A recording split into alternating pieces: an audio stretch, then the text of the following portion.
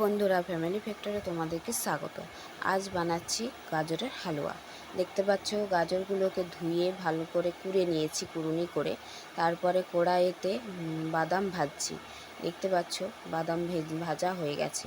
হয়ে যাওয়ার পরে আমরা কড়াইতে ঘি দিয়েছি। তোমরা চাইলে ঘিও দিতে পারো, আমরা ডালডা ঘি দিয়েছি। তারপরে দেখো কাজু আর কিশমিশ ভেজে নিয়েছি। ভেজে নেওয়ার পর আরেকটু ঘি দিয়ে তাতে তেজপাতা আর কুড়ে রাখা গাজর দিয়ে দেব। দিয়ে দেওয়ার পরে ভালো করে নাড়াচাড়া করে নেব।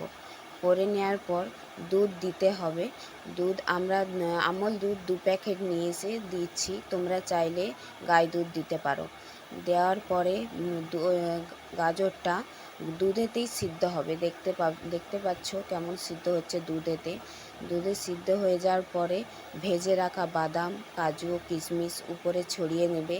আর পরিমাণ মতো একটু নুন, আর তোমরা কেমন চিনি মিষ্টি খেতে ভালোবাসো সেরকম চিনি দেবে। আমি এখানে দিয়েছি 1 বাটি চিনি। একটু ফুটে গেলেই গাজরের হালুয়া রেডি। তাহলে তোমরা কে কে গাজরের হালুয়া খেয়েছো বা খেতে ভালোবাসো তারা কমেন্ট করে জানাও। আর ভিডিওটা ভালো লাগলে লাইক সাবস্ক্রাইব করে দিও।